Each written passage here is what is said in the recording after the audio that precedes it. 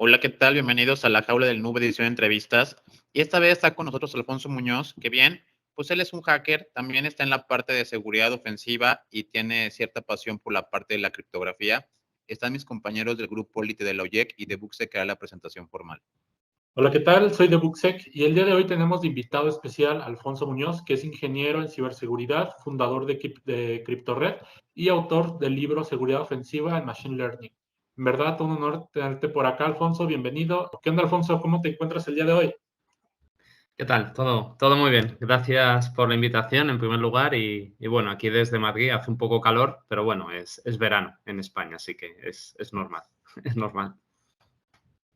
Bien, Alfonso, pues la pregunta obligada, ¿desde qué edad o ahora sí que hace cuántos ayeres inició tu pasión por la informática y posteriormente por qué esto del hacking? Porque por lo menos a mí, cuando yo le dije a mi familia que quería ser hacker, pues pegaron el grito en el cielo y me dijeron que por qué me iba a volver ahí un chamaco delincuente del internet. No sé cómo fue en tu caso, pero pues estaría muy interesante saberlo. Bueno, mi caso particular fue un poco, yo creo, diferente a otros compañeros que tengo de profesión, porque si preguntas a mucha gente, enseguida te dirán que con 8 años casi hackeaban la NASA, ¿no? O programaban el Spectrum, etcétera. Yo empecé un poco más tarde, como con unos 14 años más o menos. Yo vengo de una familia relativamente humilde y en mi casa pues no había dinero, ¿no? Para comprar ordenadores ni nada parecido. Entonces, cuando mi hermano mayor accedió a la universidad, pues mi padre le compró un ordenador, un 486 de la época, de DX2, me acuerdo perfectamente, con su flamante MS2, 6.22 y Windows 3.11. Y mi hermano configuró, bueno, un pequeño script de aquel entonces, ¿no? Un fichero .bat en MS2 para que yo no tocara el ordenador. Básicamente, pues porque era un ordenador caro en aquella época y tampoco teníamos tantos recursos en la familia, ¿no? Como para si se rompía, ¿no? Y el objetivo era para que él estudiara. Entonces, digamos, de manera inconsciente fue mi hermano, ¿no? El que me introdujo en la seguridad informática, porque yo hice todo lo posible para saltarme esa medida de protección. Entonces, no, al menos en España no existía Internet, os hablo de la década de los 90. Entonces, pues me recorrí varias bibliotecas para buscar libros de MS2, me leí unos cuantos, descubrí después de mucho leer que simplemente era un fichero BAT que estaba en bucle, con lo cual con control C se anulaba el fichero .bat y digamos que fue ahí cuando empezó el gusanillo, de manera inconsciente mi hermano me lo provocó. Y a partir de ahí, los que sean más de esa época, ¿no? De la década de los 90, pues fue la fiesta, ¿no? Con todo el mundo de los virus, ¿no? En MS2, con todo lo relacionado con el cracking, con todos los fallos de seguridad, bueno, lógicamente en Windows 3.11, pero posteriormente con Windows 95, ¿no? Seguridad de red, etcétera. Así que fue ahí un poquito, ¿no? Cuando estaba yo en el instituto y luego, lógicamente, ya pues cuando la universidad y en otros grupos, ¿no? Los que pertenecía. Bastante interesante todo lo que nos mencionas y yo creo que todos en un principio, como obviamente principiantes, nos hemos infectado, ¿no? Ahí probando una que otra cosa o probando algún software. Nos hemos infectado y el que diga que no ha sido hackeado, próximamente lo será o está mintiendo. Pero, ¿podrías contarnos cómo fue tu experiencia en tu primer trabajo en ciberseguridad? Bueno, yo tengo un perfil a lo mejor un poco raro porque en parte, digamos, a mi perfil más un poco underground, ¿no? De ciberseguridad. En paralelo hice una carrera muy universitaria. Bueno, cursé pues hasta el doctorado, ¿no? Diferentes cuestiones. Entonces, mi primer trabajo formal en ciberseguridad estuvo más relacionado en el ámbito de la investigación, ¿no? En el ámbito sobre todo de investigar ciertas técnicas para romper mecanismos de seguridad y investigar nuevos mecanismos de ciertas compañías y organismos que nos venían y nos decían, oye, esto es probable que no lo rompan, que eso os ocurre, ¿no? Para protegerlo mejor. Entonces, os estoy hablando de, pues, principios del año 2000, digamos, el trabajo se hace unos 20 años, el trabajo así ya remunerado, ¿no? Más serio. Y ahí, pues sí, ya hacíamos cosas lógicamente, ¿no? De exploiting y de otro tipo de cosas. Querido Alfonso, la verdad que es un placer tenerte acá. Y sobre todo, mira, ahorita lo que pasa es que ahorita estaba justamente leyendo de nuevo uno de los tantos, de las tantas menciones que se hace sobre el tema de criptografía. Sé que es tu fuerte. Quería que nos comentes un poco sobre eso, si puedes, para la audiencia, explicar un poco de qué trata esto de criptografía, qué es lo que engloba, así como para mortales, como para de 5 años, si puedes más o menos darnos un poquito de compartir un poco de tu conocimiento sobre este concepto que es muy interesante, que muchos lo desconocen. Sí, un poco, bueno, un poco el gusanillo por esta disciplina, tanto de la criptografía como la esteganografía, surge precisamente en esos momentos, ¿no? Que comentábamos antes, ¿no? En la década de los 90, cuando la mayoría nos educábamos con revistas electrónicas que conseguíamos de alguna manera, ¿no? Entonces, pues ahí siempre había alguna sección, ¿no? Alguna sección más o menos básica, ¿no? De criptografía o esteganografía. Y básicamente, bueno, la criptografía, como muchos sabéis, es eso, proteger comunicaciones, ¿no? En un sentido muy amplio. Existen multitud de algoritmos y de técnicas. Es verdad que en la comunidad más de hacking, y yo lo he vivido con amigos, hay mucha gente que le tira un poquito para atrás porque hay mucha base matemática muchas veces, ¿no? Si quieres entender los algoritmos. Pero es verdad que desde el punto de vista práctico, pues bueno, no sé, es apasionante, ¿no? Hay 1000 librerías con las que programar cosas, configurar, etcétera, etcétera. Y luego la parte más de esteganografía, que es algo que a mí personalmente me apasiona, es cómo poder ocultar comunicaciones. Eso tiene multitud de utilidades. Lógicamente, las más fundamentales en privacidad. Por ejemplo, si queremos establecer canales y que sea más difícil para un tercero pues espiarnos, ya sean gobiernos, grandes multinacionales, etcétera.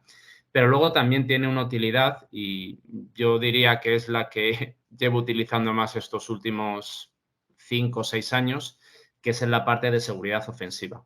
Al final, como puedes ocultar cosas, eso viene muy bien cuando quieres hacer diferentes cuestiones de hacking, ¿no? Pues, por ejemplo, cuando quieres desplegar algo en una organización y dejar ahí pues, el bicho latente una temporada, pues puedes utilizar ciertas técnicas esteganográficas para ocultar datos en un sistema de ficheros. O, por ejemplo, quieres hacer algún canal encubierto para robar información, para exfiltrar información y que un cortafuegos, un IDS, un DLP, lo que sea, pues no te detecte. Digamos, pues ahí hay muchas técnicas muy variadas, algunas son más académicas, otras son más caseras, pero bueno, lo importante es que, bueno, suelen funcionar si eres medianamente listo y es muy interesante. Ahí, bueno, hay de todo, hay 1000 referencias, hay muchos libros. Durante mucho tiempo solo hubo bibliografía y libros en inglés. Por suerte, cada vez más hay buenos textos en español. Con lo cual, bueno, yo creo que ya más o menos hay muchas formas, ¿no? De formarse en estos temas. Sobre todo desde un punto de vista más práctico, ¿no? Porque yo sé que la parte más, digamos, más matemática, pues a muchos hackers le tira para atrás. Entonces, bueno, quizás la mejor manera es empezar por lo práctico y luego poquito a poquito, si tienes interés, pues profundizar un poco a bajo nivel. Bien, Alfonso, ahora platícanos un poquito de tu proyecto CryptoRed.es, que bien, pues ahora sí que así como la OME se transformó luego en OYEC o las organizaciones van evolucionando, pues platícanos cómo fue, cómo empezaron a jugar, quiénes eran los principales fundadores, cómo ahora sí que surgió esta iniciativa y cómo la fueron desarrollando.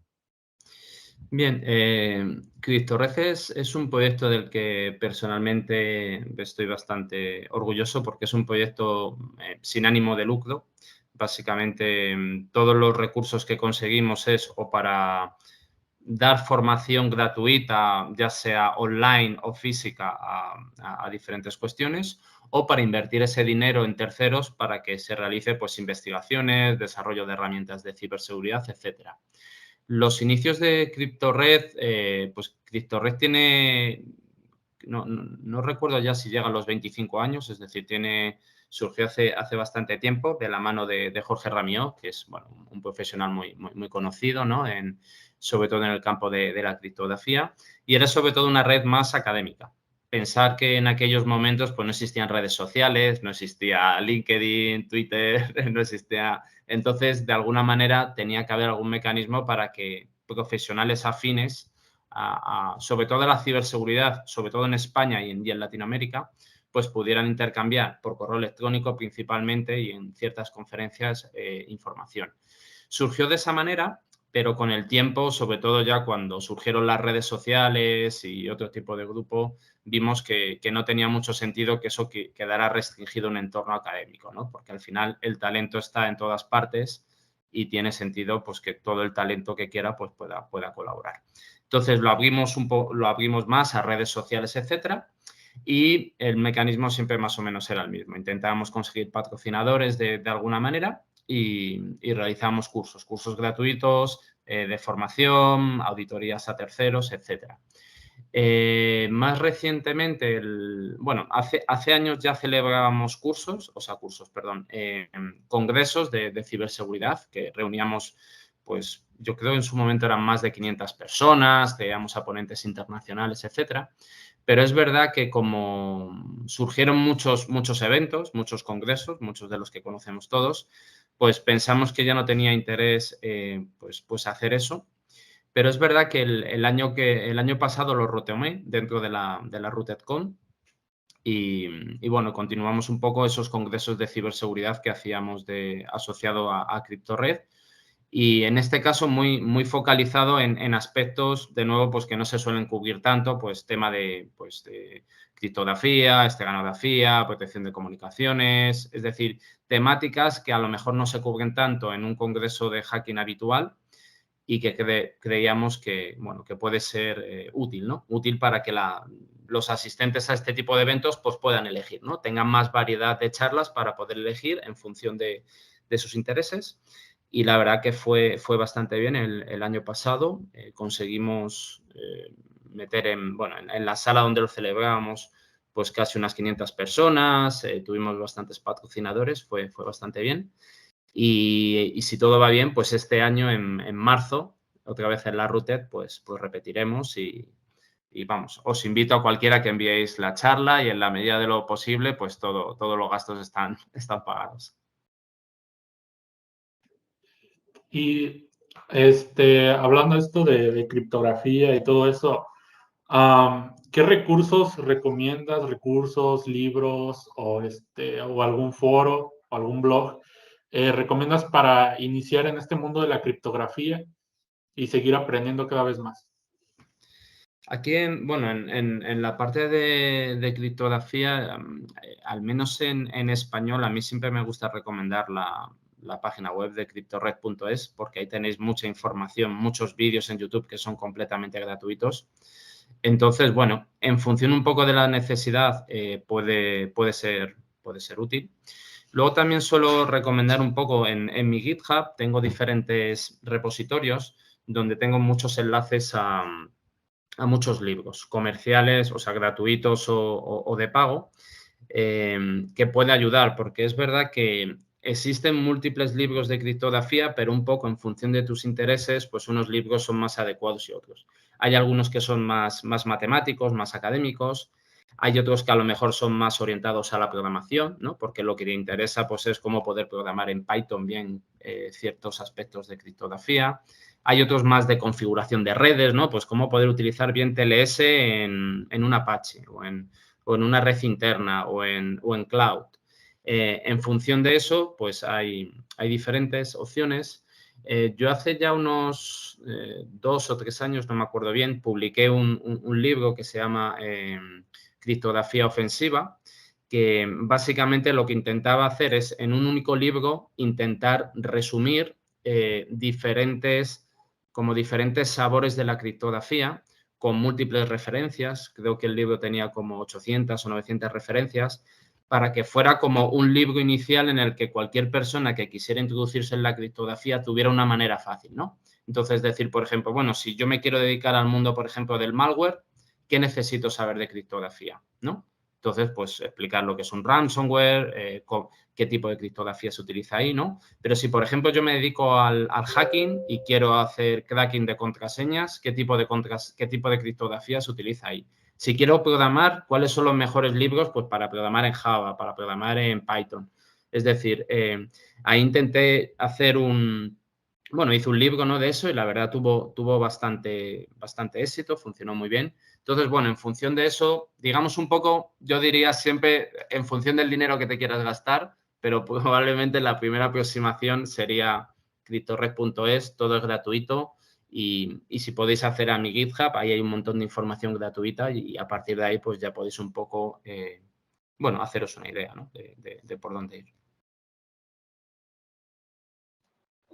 Muy buena recomendación, muy buena recomendación. La verdad que está bien nutrido tu contenido ahí. Y en GitHub también de la misma manera. De hecho, gracias por mencionarlo. Querido Alonso, mira, ahora sabes que, bueno, ya vos sabés que está por demás, creo que sabés que queremos tocar el tema, cómo va hoy por hoy, inteligencia artificial, toda esta problemática y desafíos que se vienen en la parte de la que es ciberseguridad ofensiva, la criptografía como tal. Vos sabés que cada vez existe ataque más sofisticado, automatizado, ¿no? Y usualmente las compañías no tenemos el personal capacitado para este tipo de amenazas, ¿no? Y en realidad que es muy la parte de lo que normalmente el personal piensa, en algunos casos, que invertir en equipos más robustos a nivel administrativo, a nivel de defensa, realmente no van a solucionar, pero sabemos que esto no es así. Sabemos que muchos se basan en las marcas, se basan mucho en equipamiento afuera, sabiendo que a veces el problema es interno, es adentro, que no lo creen a veces, ¿no? Y bueno, como bien sabemos nosotros que estamos en esta área, que toda la problemática que tenemos, ¿no? Pero sí, me gustaría que nos menciones un poco vos cómo ves este escenario con el tema del boom de la inteligencia artificial, con ChatGPT, con todas estas IA que están encima de nosotros todos los días, que nos crean ansiedad, que no nos dejan dormir y nos tienen así como que un poco freak out, ¿no? Pero sí, también al mismo tiempo es interesante cómo va evolucionando y cómo uno también, o sea, al mismo tiempo que evoluciona en el buen sentido, que se pueden utilizar estas herramientas para algo bueno, también al mismo tiempo la parte mala, pues, ¿no? Y vos sabés que a veces, no quiero decirlo, pero sí, las personas a veces toman el camino más fácil, ¿no? La parte de atacar, porque vos sabés que la parte de atacar son los que son más, y la parte de defensa, normalmente los defensivos son los que escasean un poco, ¿no?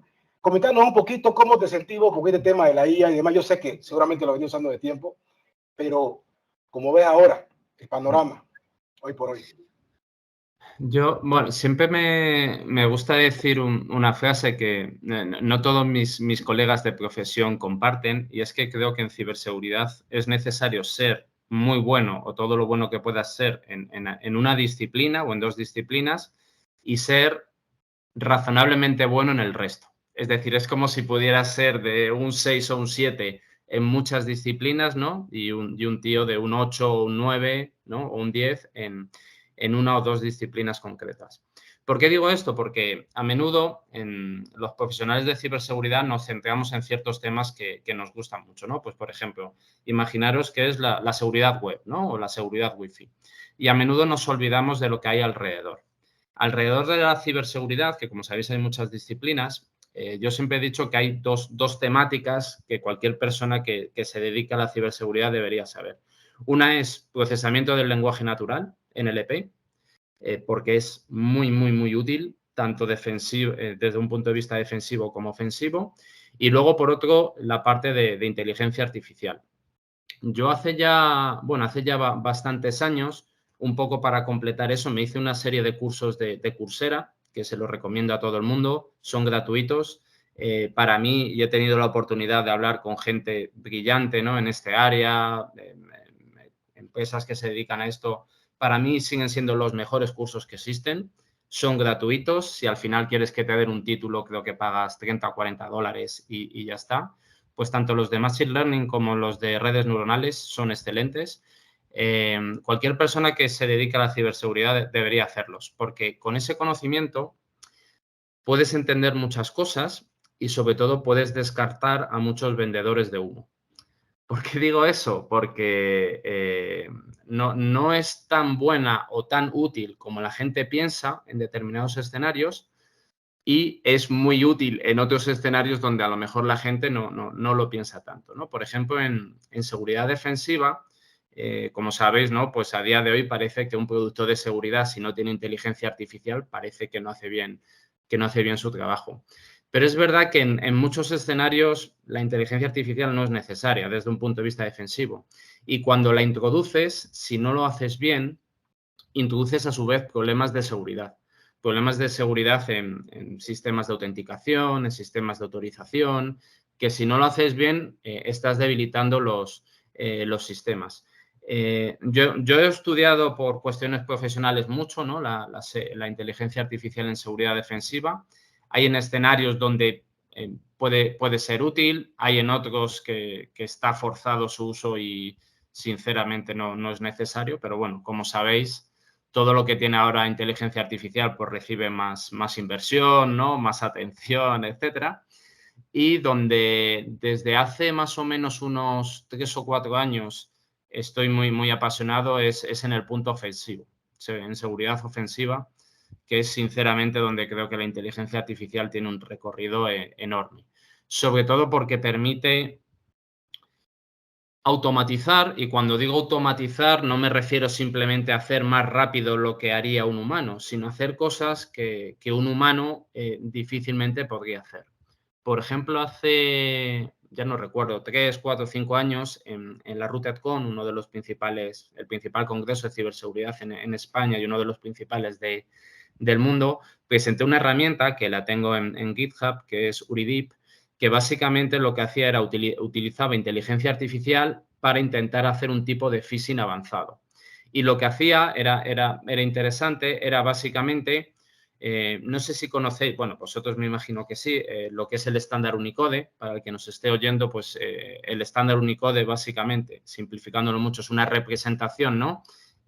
Con unos códigos con una diferente longitud que te permite representar pues, los diferentes lenguajes del planeta y otras cuestiones, pues lo que yo quería intentar es detectar de alguna manera o automatizar cómo poder conseguir URLs visualmente similares, es decir, que si yo viera, por ejemplo, www.alfonso.es, pues utilizando todas las combinaciones posibles de Unicode, pues que visualmente cuando un humano viera eso fuera lo mismo. Claro, hacer eso desde un punto de vista de humano no es posible, ¿no? Porque tendrías que ir poniendo URL por URL con todas las combinaciones de caracteres posibles, verlo visualmente, que un humano dijera, oye, pues se parece o no se parece.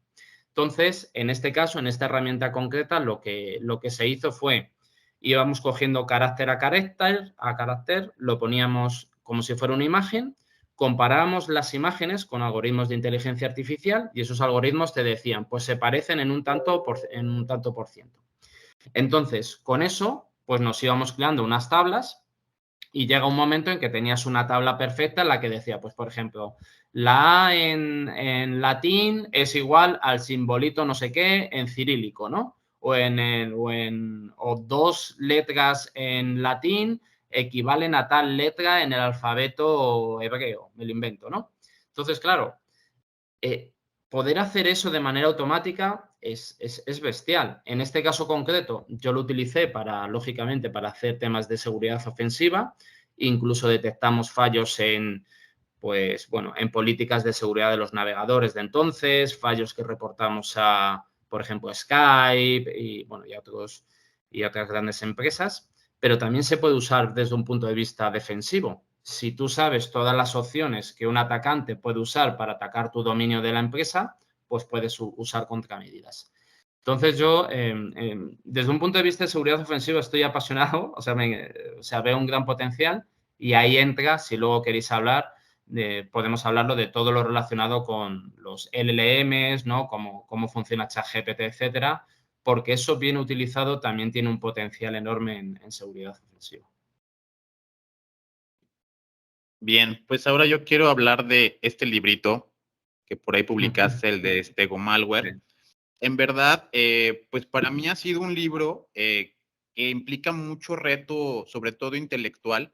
Suelo leer muchos libros de seguridad informática y de temas similares, pero no todos tienen sobre todo pues código o no todos se van a llevar al nivel en el que ocupas como que pensarle bastante para poder ir diluyendo y entendiendo todo lo que sucede.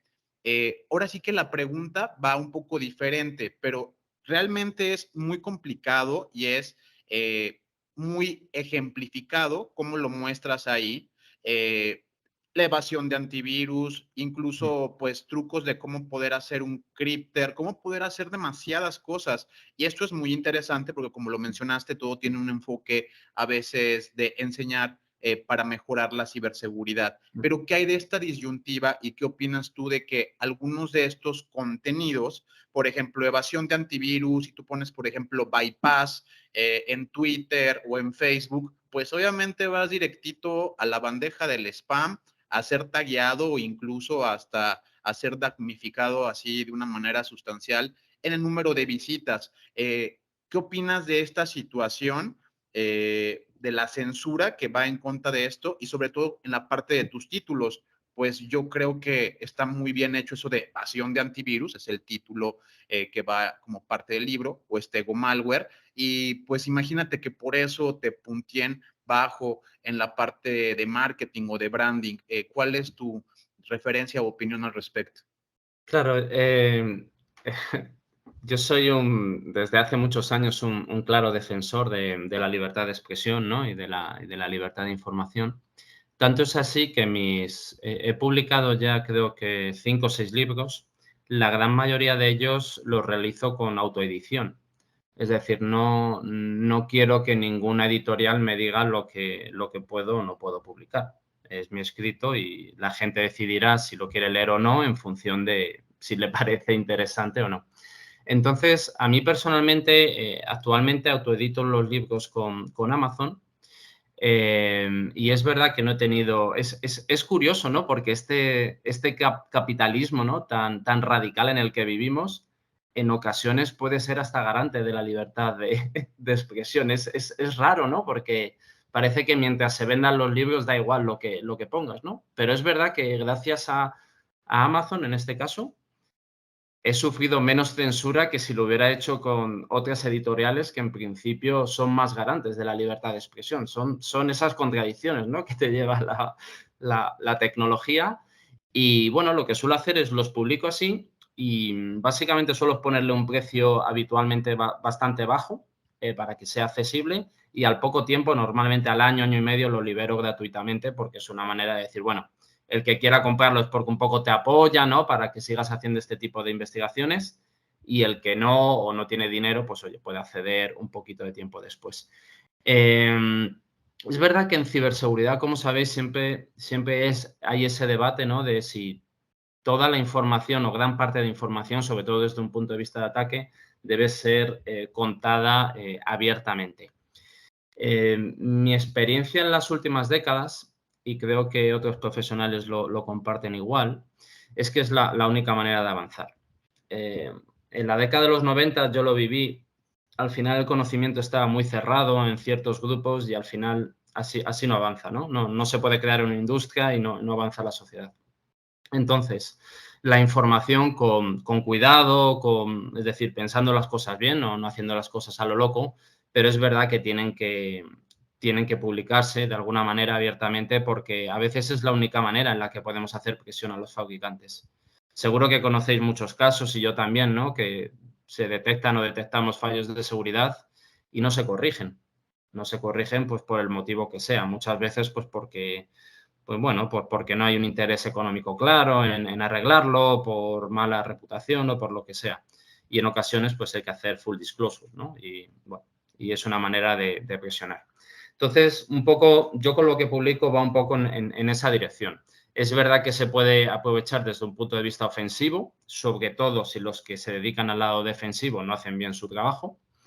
Pero quiero pensar que si el que se dedica al lado defensivo, si está medianamente actualizado y y se toma en serio su trabajo, no le debería suponer un excesivo problema, ¿no? Es verdad que hay cosas que no son fáciles de solucionar, no lo voy a engañar, ¿no? Es decir, yo conozco muchas técnicas de stego para evadir DLPs, por ejemplo. Y yo no soy el más listo del mundo, ¿no? Y atacantes más sofisticados, ¿no? Que ganen dinero con ello, pues también. Pero bueno, yo creo que es la única manera de avanzar, ¿no? Y que la gente se pueda formar, surjan nuevas ideas. Vamos, de momento no he recibido ninguna censura de ningún tipo y espero que no pase, espero. Hay otro libro que sacó Alfonso que está buenísimo, que es de seguridad ofensiva en Machine Learning, que justamente aquí lo tengo. Se los recomiendo bastante para los que quieran seguir aprendiendo sobre todo esto de Machine Learning, de prompts injections en ChatGPT, etcétera. Pero podrías, ya que te tenemos aquí en la jaula, podrías platicarnos cómo empezaste con el desarrollo de este libro, algo sobre el temario, porque es bastante interesante todo lo que tiene de contenido. Sí, un poco la idea al final de lo interesante de escribir un libro, al igual que cuando un profesional da un curso, una formación, una charla, lo interesante de este reto es que te obliga de alguna manera a formalizar las cosas, ¿no? A ideas que están sueltas, ¿no? A intentar formatearlas, ¿no? En algo más o menos legible, ¿no? Que un tercero pueda entender. Yo como os había comentado, ya había hecho muchas cosas en seguridad con inteligencia artificial en el pasado, pero no había hecho gran cosa con los modelos LLM y con ChatGPT más allá de jugar como hemos hecho todos, ¿no?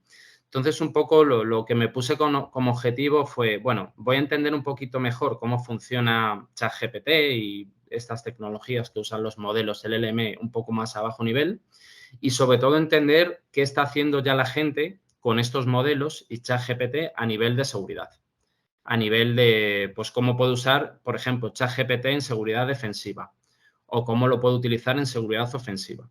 Y, sobre todo, entender muy bien las limitaciones, porque parece ahora, ¿no?, que con ChatGPT, pues, los hackers se van a quedar sin trabajo y ni mucho menos, ¿no? ChatGPT falla muchísimo, se equivoca muchísimo, pero bueno, como otra herramienta bien utilizado, pues a mí me sucede en mi día a día, yo uso bastante ChatGPT, pues te puede ahorrar tiempo.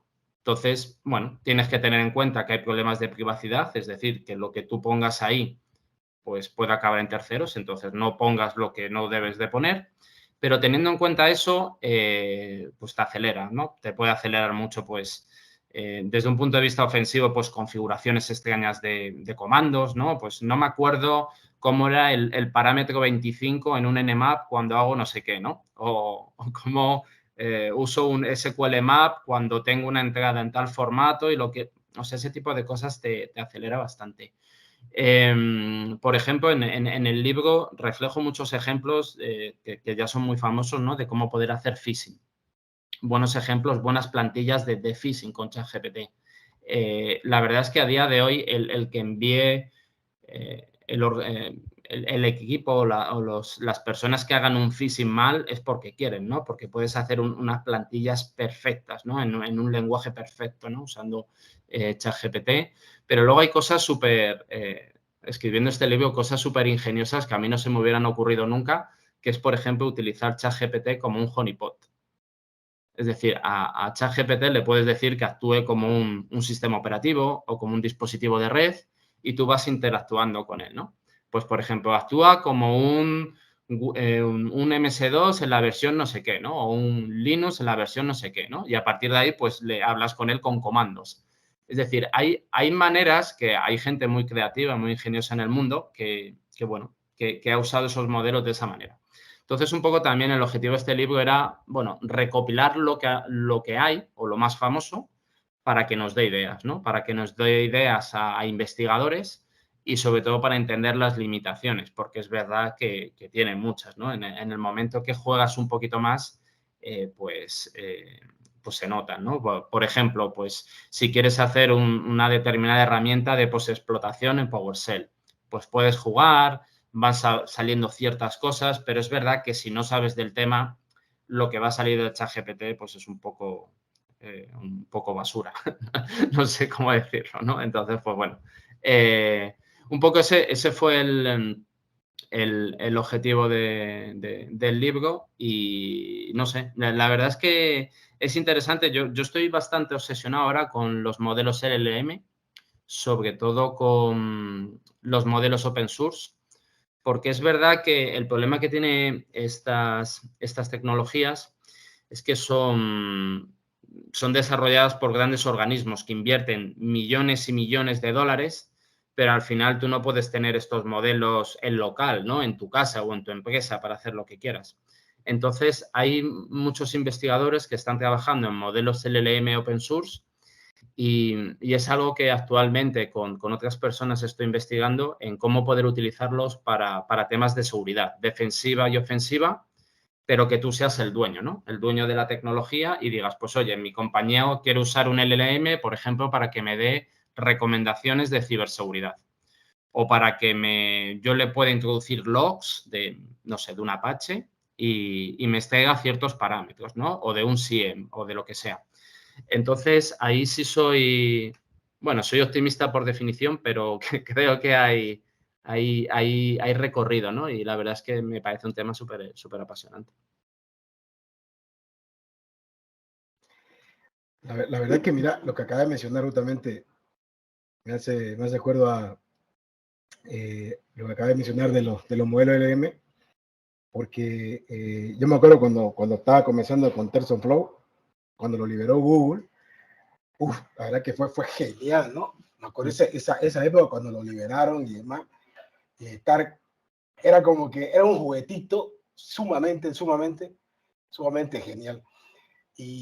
Pero el tema es ¿no? Que mi trabajo evolucionando, tanto en el aprendizaje y sobre todo en la práctica, también te das cuenta de que no acabar esto. La verdad que a veces me frustra un poco, no sé si vos lo sentís, y ahí es donde quiero ir, quiero direccionar mi pregunta. Porque mira, desafíos que se vienen hoy por hoy con tantas herramientas, open source, cuando vas conociendo ciertos modelos de lenguaje de inteligencia, cuando vas viendo mira, ni siquiera te quiero mencionar la computación cuántica, que ya sabemos con lo que se viene, los postcuánticos, ¿no? Que ya se están desarrollando ciertos modelos que de alguna manera sí podés ayudarte, por ejemplo, a intercambiar. Cuando querés intercambiar en criptografía, querés intercambiar cierta parte, digamos, te agiliza, te lo puede hacer con mayor rapidez, ¿no es cierto? Pero al mismo tiempo también implica mucho desafío. Entonces, lo que a mí me llama la atención mucho es ¿cómo haces vos para estar al tanto de todo esto sin morir en el intento? Porque vos sabés que todos los días es una batalla dura, porque ahorita mientras estamos conversando se está desarrollando algo y se crea una ansiedad y todo, y es como una carrera. Yo digo, vos la sentís esa carrera que se viene. Imagínate en tu área, que bueno, que es el área de todos, pero en lo que vos más estás metido, que la verdad que es un honor tenerte acá, querido Alonso. Y queremos sacarte provecho de eso, por eso quiero saber cómo te sentías ahorita, así, súper natural, comentando cómo te sentías en este momento, sabiendo que... Creo que nos dejó en suspenso porque se congeló. Sí, hay un momento dramático. Bueno, si queréis puedo ir contestando mientras... Correcto. Yo siempre digo la broma de una frase de Bill Gates que decía que él trabajaba media jornada, que solo trabajaba 12 horas al día. Pues creo que... Hola, ya, no sé si hemos... Sí. Parece que no puedo decir malas palabras aquí Nada, parece que no se permite lo...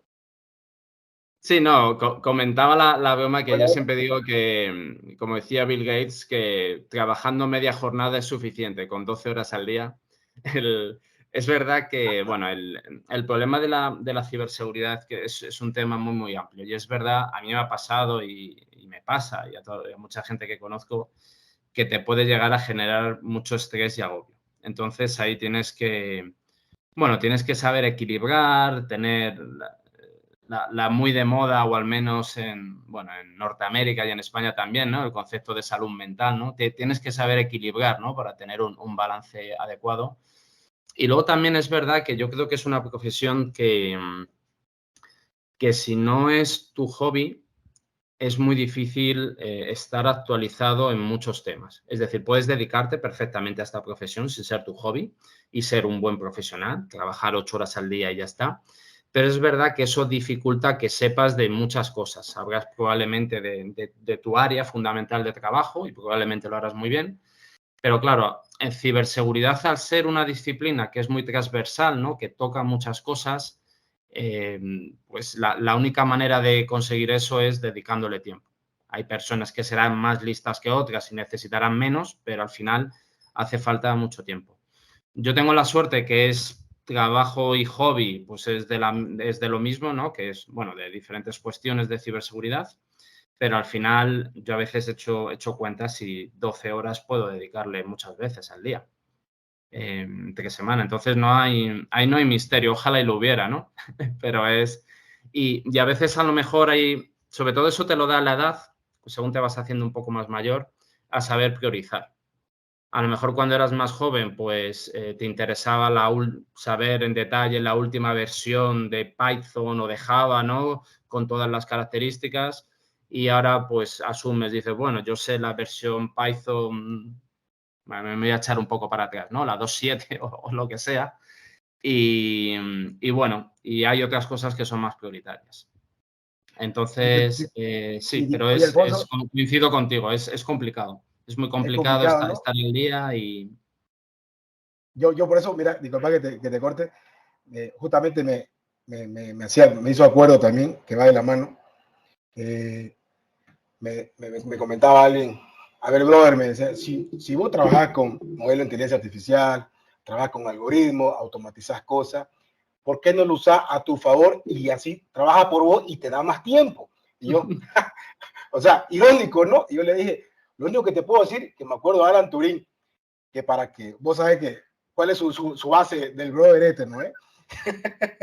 Que la única manera para poder descifrar algo que hizo una máquina, o sea, tiene que hacerla.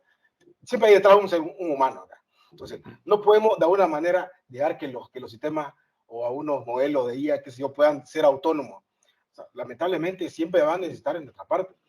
Y querramos o no, siempre para poder hasta, ¿qué te puedo decir? Ni siquiera hacerle que sea un modelo de inteligencia artificial, digamos, que sean supervisados y demás.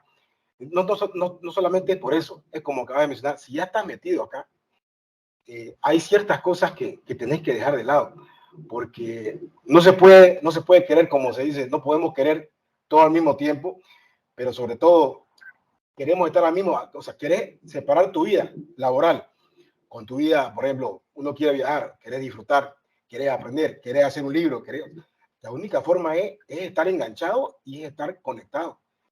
Lamentablemente no hay otra manera, a no ser que veas tus prioridades y separes eso, ¿no es cierto? Pero el tema es que a veces cuando uno quiere más, y como cada vez son 12 horas. Yo sé que esas 12 horas debe ser unas 15, 20 fácil. Así que aquí entre nosotros yo sé que debe ser fácil unas 15 horas. Pero y más allá de eso, yo creo que depende de cada uno y demás, ¿no? Y no es fácil nomás meterse nomás en esta área. Pero viéndolo al lado positivo, ¿qué puedes comentarnos? Y para que enganche con esta pregunta más, que va del hilo, ¿qué puedes comentarnos sobre para los que están ahora metiéndose? Por ejemplo, muchos jóvenes veo que están con el tema de la criptografía, que quieren aprender un poco de lo que es en la parte de con lo que estaba comentando con el caso de ChatGPT. Si puedes hablar un poquito más de los modelos de inteligencia artificial que podrían ayudar y cómo deberíamos usarlos los jóvenes, no nosotros los jóvenes, para poder ayudarse un poco en el qué sé yo, ¿no? Para nutrir su conocimiento y usarlo como una herramienta más que lo pueda complementar en el día a día para mejorar sus habilidades. Antes de contestarla, un comentario muy, muy breve. No sé si conocéis, me imagino que sí, a Luciano Bello. Luciano Bello es bueno, si lo conocéis, bueno, la mejor definición es hacker, ¿no? Es, bueno, desarrollador de Debian y, bueno, muchas cosas. Descubrió un fallo de seguridad en OpenSSL muy famoso hace años. Y me acuerdo que decía una cosa hace ya muchos años que me parecía muy inteligente, que decía que él durante un tiempo de su vida, cada fin de semana, intentaba hacer pequeños mini proyectos, ¿no? Pues, por ejemplo, este fin de semana voy a intentar configurar un Apache.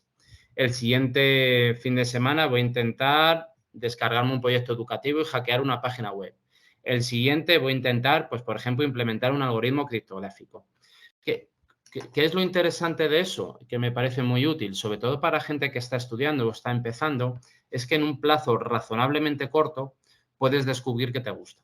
Y eso es importante, porque hay tantas cosas por hacer que es muy difícil, ¿no? Porque puedes decir, joder, es que a mí me gusta todo, ¿no? Por ejemplo, yo pues tengo certificaciones de hacking web, de exploiting, de wifi, de forense, es decir, a mí me gusta todo. Entonces, claro, pero el tiempo es finito, ¿no? Entonces, bueno, entonces yo sí recomendaría que empiecen un poco a probar y además ahora que es muy fácil, ¿no? Que hay muchas plataformas, ¿no? Por ejemplo, de hacking hay un montón de plataformas y es muy fácil, ¿no? En un fin de semana, mira, voy a hacer hoy, este fin de semana, pruebas solo de seguridad web o de criptografía, ¿no? Que hay bastantes también. Y a partir de ahí un poco orientarse. Lo digo porque lo que hay que intentar evitar es guiarse por las modas, porque la IA es una moda actualmente y la moda de ahora a lo mejor no le da a una persona trabajo dentro de 10 años. Entonces, bueno, hay que explorar sobre todo qué le gusta a uno y si lo que le gusta además le puede dar de comer, pues ideal. Y luego, supongamos que dentro de todo eso, ¿no? Te gusta la inteligencia artificial. Yo diría que a día de hoy lo fundamental en inteligencia artificial, aparte de conocer lo básico, sería estudiar redes neuronales, ¿no? En Coursera, de nuevo, cursos gratuitos muy, muy buenos. Entender cómo funcionan, ¿no? Cómo funcionan, cómo se pueden configurar. Y entendiendo eso, vas a entender razonablemente bien cómo funcionan los LLMs, ¿no? O cualquier otra propuesta de inteligencia artificial y, sobre todo, las limitaciones. A partir de ahí, el mayor problema de la inteligencia artificial y, sobre todo, en ciberseguridad son los casos de uso. Es decir, ¿dónde lo uso y para qué? Que es un poco, quiero entender, ¿no? Por dónde iba la pregunta, es decir, ¿cómo puedo hacer yo que todo esto me ayude a mí en mi día a día? Es decir, ¿puedo usar la inteligencia artificial para, por ejemplo, para predecir mejor el precio de las acciones de la bolsa? ¿O qué tipo de acciones puedo comprar? Pues se pueden hacer cosas. ¿Puedo usarlo para detectar mejor ataques a mi red? Cuando alguien me hace un Nmap, por ejemplo, ¿puedo coger el tráfico y detectar cosas? Pues se pueden hacer cosas, ¿no? Entonces, yo ahí lo que diría es que fueran probando. En el caso de redes neuronales, no sé si luego lo podemos compartir de alguna manera, hay unos muy buenos esquemas de tipos de redes neuronales de ejemplo, ¿vale? Que combinándolos puedes hacer cosas, ¿no? Entonces, es muy útil jugar con esas redes, porque una vez que juegas con eso, pues te das cuenta que redes de ese tipo pues son, por ejemplo, las que se utilizan para clasificar audio o para clasificar imágenes, o que se utilizan, por ejemplo, en LLMs para coger texto, convertirlo en algún tipo de matriz que pueda entender una red neuronal y luego hacer cosas. Entonces, no sé si estoy respondiendo a la pregunta, pero un poco yo diría jugar, ¿no? Jugar un poquito y en el caso de IA, hacerse esos cursos que hay en Coursera, que es verdad que son densos, no los vas a hacer en una tarde, te pueden llevar unos cuantos meses tranquilamente dedicándole tiempo, pero es verdad que te va a abrir la mente, porque a partir de ahí vas a entender todo mucho mejor. Y vas a saber si en ciberseguridad hay en ocasiones que tendrá sentido utilizarlo y en otras ocasiones no tendrá sentido, ¿no? Por ejemplo, el libro que comentábamos antes está muy enfocado desde un punto de vista, como digo yo, de ingeniero, ¿no? O ingeniera, es decir, no sé cómo funciona por debajo, pero simplemente voy a jugar, ¿no? Voy a jugar con la tecnología y voy a ver lo que sale y si le puedo sacar partido. Eso está bien para empezar, pero lógicamente si luego quieres ir un poco más allá, pues tienes que entender, ¿no? Cómo funciona el algoritmo por abajo y ahí no te queda otra manera que saber de redes neuronales todo lo que puedas. Bien, ahora me voy a ir un poquito por el tema de las leyes, hablando un poquito de la confidencialidad de los países o la privacidad, la famosa guerra criptográfica. Y bueno, para dar un poco de contexto, existe la Bureau of Industry and Security en Estados Unidos, que es parte del Departamento de Comercio, que establece que algunas cosas precisamente de criptografía no se pueden exportar o importar. Esto me parece algo pues clave en la parte de seguridad nacional, porque pues la seguridad informática, ya cuando te toca vivirlo un poquito como hacker, tiene mucho que ver con la parte de la criptografía, que ya encriptaron, que ya bypassó, que tiene un crypter, que es un ataque de zero day, o estas cuestiones que a veces no puedes detectar o que no puedes de repente checar de una manera convencional, aunque tenga ciertos mecanismos de defensa que incluso podrían llegar a bypassear los heurísticos. El uso de inteligencia artificial, si bien como lo mencionas, me parece un área de oportunidad muy importante, pero pues sin las leyes o sin cumplir las regulaciones, aquí estamos en algunas, digamos que paradigmas.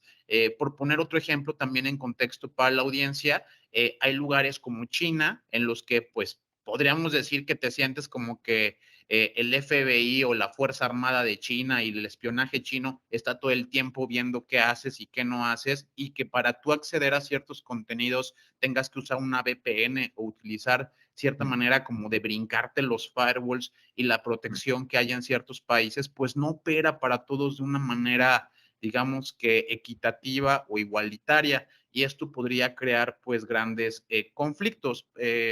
Creo que tú nos puedes explicar más a detalle de cómo puede llegar a trascender esto y por las implicaciones también militares y que tienen de seguridad nacional el hecho de que existan estas leyes y que a veces no pueda ser equitativo, que en África, por ejemplo, pues a lo mejor ahí no exista a lo mejor tanta criptografía y que haya lugares de primer mundo como Londres o Estados Unidos que están desarrollando herramientas que ni siquiera pueden leer o que no tienen autorización de acceder a esos algoritmos. ¿Cómo funciona esto ya de una forma práctica y cómo lo ve un criptógrafo como tú? Como os comentaba antes, yo empecé un poco en todo esto de la ciberseguridad en la década de los 90. El que se acuerde un poco, en la década de los 90 ya había bastante discusión, ¿no?, sobre la exportación de algoritmos y ahí surgió también un poco el actual PGP o GPG, ¿no?, que muchos conoceréis, ¿no? El PGP fue un excelente ejemplo de cómo poder vencer, ¿no?, a ciertos razonamientos estúpidos, ¿no?, como pueda ser limitar la exportación del uso de criptografía. PGP fue un excelente ejemplo, ¿no?, de cómo, no sé si conocéis un poco la historia, ¿no?, de cómo se imprimió unos algoritmos en papel, cómo ese papel se envió fuera de un país, ¿no?, para vencer las leyes de exportación de criptografía. El problema, y cada cierto tiempo, seguro que muchos de los que nos escuchan lo saben,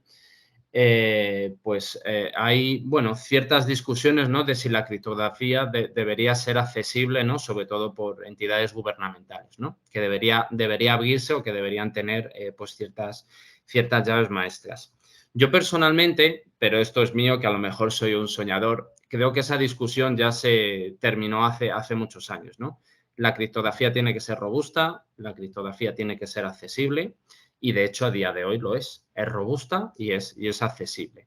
Es verdad que existen determinados algoritmos o tecnologías que no se pueden exportar a determinados países. Sí, es verdad. Al final, pues el desarrollador de esa tecnología pues elige cómo protegerla.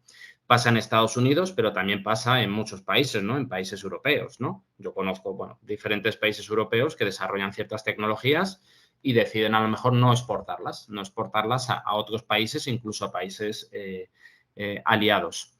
A día de hoy, con la criptografía convencional, cuando digo convencional es pues la que todos conocemos, ¿no?, RSA, curvas elípticas, etcétera, etcétera, pues podemos hacer muchas cosas, ¿no?, sin mucho problema de estas leyes de exportación. Es verdad que con el nuevo tipo de criptografía postcuántica, está por ver, ¿no? Está por ver al final cómo se estandarizan los algoritmos, pero bueno, yo al menos en Occidente, entiendo que un poco todo funcionará parecido. El caso que comentabas de China, o en general cualquier país, que el problema de China es que realiza espionaje masivo y es conocido, ¿no? En el caso de otros países, pues bueno, en algunos casos se conoce y en otros pues se sabe que existe, pero no se conoce tanto. En esos casos, cuando sabes que el espionaje es tan indiscriminado y tan masivo, pues tienes que tomar pues otra serie de medidas, ¿no? Ahí pues entra mucho lo que hablábamos, ¿no? De la esteganografía. Yo cuando empecé a leer cosas de canales encubiertos, sobre todo, que fue más o menos en la década de los 90, fue por activistas chinos que utilizaban pues herramientas de ocultación en aquel momento en ficheros GIF para intercambiar información, ¿no? Y que el gobierno chino pues no les pudiera interceptar las comunicaciones. Es decir, hay muchas maneras. El reto realmente es cómo poder hacer que las tecnologías sean mainstream. Es decir, que la criptografía no la utilicemos solo 5 personas que sabemos de informática, sino que la puede utilizar cualquiera. Y ese es el reto y ahí, pues, ahí lo que hay que hacer al final son grupos tanto técnicos como no técnicos para presionar cuando, pues, ciertos organismos por diferentes cuestiones quieran debilitar la criptografía o, digamos, anular ese balance que yo sí creo en un equilibrio razonable, ¿no? Entre libertad individual y seguridad, ¿no? Seguridad, pues, porque es necesario, ¿no? El trabajo que hacen fuerzas y cuerpos de seguridad del Estado es necesario. Gran parte o mucho trabajo que hacen los servicios de inteligencia es necesario, pero en cualquier sociedad democrática pues hay que equilibrar, ¿no? Y no es fácil equilibrar porque cada uno pues tira de la balanza hacia donde le pesa más, ¿no? En su día a día. Entonces, bueno, ahí las leyes, pues al final yo creo que gana el que más tira de la balanza, ¿no? Entonces, entre todos hay que crear pesos, ¿no? Y contrapesos para que haya un equilibrio razonable, ¿no? El mundo no es perfecto, pero bueno, creo que existe un equilibrio razonable entre que las personas normales podamos tener comunicaciones seguras, cifradas, protegidas, y que la policía pues, pueda perseguir a terroristas, a pedófilos, a criminales, porque al final, bueno, hay muchas maneras, ¿no? De perseguirles sin necesidad de romper toda la criptografía del mundo mundial. Hoy en día para interactuar con ChatGPT, con BART, Midjourney, incluso con Leonardo AI, se utiliza pues lo que vienen siendo los prompts, ¿no? Estas instrucciones para poder obtener ciertos resultados de lo que nosotros le estamos pidiendo. Pero ¿tú crees que el prompt engineering sea algo que tenga demasiado peso en un futuro? ¿Cómo lo ves todo eso? Es difícil de saber porque yo, desde un punto de vista de ciberseguridad, yo siempre he dicho, por ejemplo, al menos aquí en España, que estábamos en una burbuja, ¿no? Porque los sueldos iban subiendo continuamente, había cada vez más demanda de profesionales, pero lo sigue habiendo. Es decir, si es una burbuja, no sé cuándo va a explotar. Mi percepción al día de hoy con el prompt engineering es que es un poco burbuja artificial. No tengo claro que alguien pueda ganarse la vida de esto en los próximos años. No lo tengo claro, pero me puedo equivocar. Es verdad que yo lo he experimentado con ChatGPT y con otras que es puramente artístico, es muy hacker, ¿no? Es decir, saber elaborar bien una pregunta, y muchas veces no es sencillo, puede hacer que el modelo te dé información que no te da. Y eso es súper útil como poco como seguridad ofensiva, ¿no? Sobre todo porque ChatGPT y otros modelos igual, una vez que lo han entrenado, hay una componente humana donde han filtrado muchas cosas, ¿no? Han establecido muchas reglas y es precisamente en esas reglas, si eres muy creativo, donde te las puedes saltar y acceder directamente al modelo en crudo. Por eso comentábamos antes que para mí es muy importante poder trabajar con modelos LLM open source, donde tú puedes hacer las cosas en bruto, ¿no? Y no depender de reglas que te han metido un tercero, porque ahí de verdad podrías sacar todo el potencial que quieras para seguridad ofensiva o lo que sea, ¿no? Imaginaros que entrenamos un LLM con una base de datos enorme de exploits o de código fuente de exploits y a partir de ese momento pues le decimos, quiero que me generes un exploit para la plataforma x86 en tal lenguaje, no sé qué, into, ¿no? Entonces, y que no haya filtros, ¿no? Entonces, pues eso, joder, imaginaros, eso tiene un potencial, bueno, a mí me consta que ya existen cosas, ¿no? Cosas así, pero que pudiera estar accesible, ¿no? Para la comunidad de ciberseguridad sería algo ideal. Entonces, no sé si dentro de un año, como ahora dicen, ¿no? Que te puedes ganar la vida, ¿no? $300.000 he leído yo, ¿no? Y más, ¿no? Por ser ingeniero de prompts. No sé. Yo no lo veo, no lo veo, pero si alguien consigue por lo menos trabajar un año de eso, pues mira, eso que gana. Y que lo que pasa es que venden mucho humo, ¿no? Sí. Todo el tiempo andan vendiendo mucho humo. Es lo que el otro día estaba riendo con un amigo que, incluso aquí en el podcast siempre lo decimos igual que ya has visto esta IA que hace no sé qué, que esto, que lo otro, y miércoles, y ya uno lo agarra, ¿no? Y quédate en este TikTok porque aquí te voy a revelar todas las cosas y no sé qué, y que va a ganar 100.000. Ya se fueron Yo, a por otro ejemplo, lado.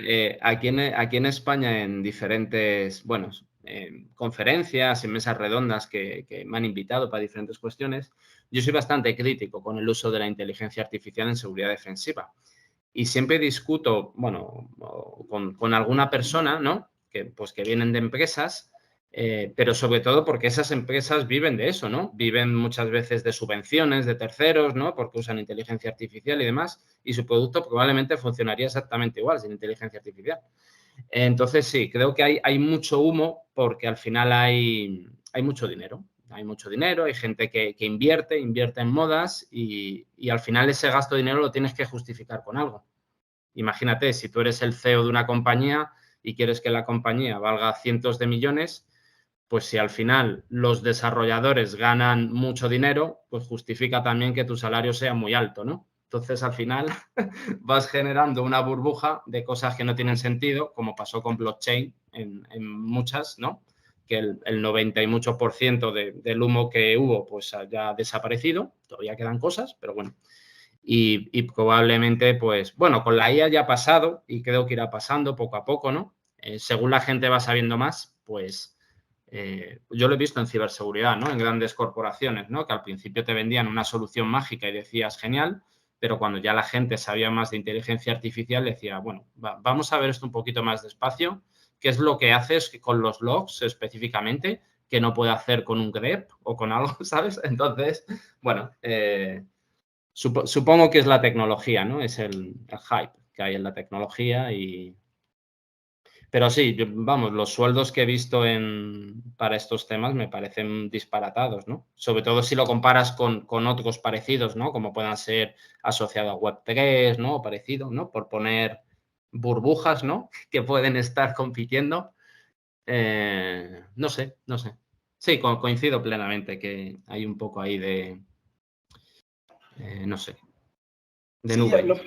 correcto, hay bastante. De todas maneras, por eso siempre es bueno este tipo de espacio, ¿no? Donde podemos informar, compartir nuestra experiencia, conocimiento y sobre todo, nada mejor que de la mano de expertos, como decimos que no te quería llamar experto, pero sí me parece que la palabra experto de pronto no limita o no condiciona a una persona de que tiene el conocimiento completo sobre algo en específico, ¿no? Pero sí me parece que mencionar que la verdad que es un honor para nosotros tenerte en este podcast, querido Alonso, porque la verdad que la experiencia, más que todo es lo que habla, porque nosotros somos, si te das cuenta, nosotros hablamos lo que pensamos, lo que vemos, y de alguna manera, como todo el tiempo nos están vendiendo humo, hay muchas personas que piensan que que nuestra área, que el área de ciberseguridad, que lo que estamos conversando de criptografía, modelos de inteligencia, es cuestión de sentarse, un cursito de 1 hora, 2 horas. No, aquí esto lleva tiempo, es un proceso. No es de la noche a la mañana, como siempre dice mi querido amigo Héctor, mi brother, que sabemos que no es un cursito de 6 horas, ya sabes, ya salís programando, ya empezás a hacer billetico, y te volvés de prompt engineering, y ya sos rico, ya te vas a... No, o sea, no es así, es un proceso, ¿no? Sentido común, historia, son muchas cosas, ¿no? Si te das cuenta, ¿no? Cómo empezó la criptografía, cómo empezó, ni siquiera saben cómo funciona Internet, pero ya quieren desarrollar modelos de inteligencia artificial. O sea, hay muchas cosas, ¿no? Que ya, o los que ya se pasaron el cloud computing, que no lo vivieron, no se enteraron que era la nube, y ahora como pendejos ya sabemos que la nube va a aparecer, ¿no? Si no pasaron ese proceso, o sea, imagínate querer hablar de otras cosas, o temas cuánticos, digamos, ¿no? Sí. O sea, hay que irse un poquito para atrás y entender la historia, siempre digo, la historia del hombre. Si uno no sabe la historia del hombre, uno no sabe a dónde va, ¿no? Y en nuestra área, si vos querés ser un desarrollador, querés ser un hacker, llamémoslo, un investigador, tenés que tener la historia de cómo viene todo y cómo se encaja y cómo puedes acomodarlo y cómo puedes ir y ahí encontrar tu camino, el cual te guste, y conforme a eso pues ya vos podés desarrollar más habilidades y compartirlas, qué sé yo, ¿no? Así que totalmente de acuerdo, querido Alonso, un placer haber tenerte acá, te agradezco bastante. Yo paso por ahora, yo creo que ya ha sido muy útil esta charla. Bien, Alfonso, pues ya para nuestra última, pues ya nos pregunta, es simplemente compartir qué más haces cuando no estás por ahí generando libros, haciendo código o haciendo la de hacker. ¿Cómo te distraes un poquito o qué hobbies tienes? Bueno, tengo familia, tengo niños, tengo perro, es decir, tengo que darle cierta atención. Ellos creen que es poca, pero bueno, intento darles. Me gusta mucho viajar. Cuando tengo tiempo, viajo. O sea, me encanta. Es, digamos, todo el dinero que pueda tener de aquí hasta que me muera me lo gastaré en viajes. Así que es una de mis pasiones y poco más. Intento practicar deporte, pero nada, pequeñas cosas y no mucho más. Es decir, no me da el tiempo para mucho más. Ojalá, pero no. Pues muchísimas gracias a todos. Ha sido un honor, Alfonso, tenerte aquí en otra edición de La Jaula del Noob. Muchas gracias. Nos vemos en la siguiente edición. Gracias.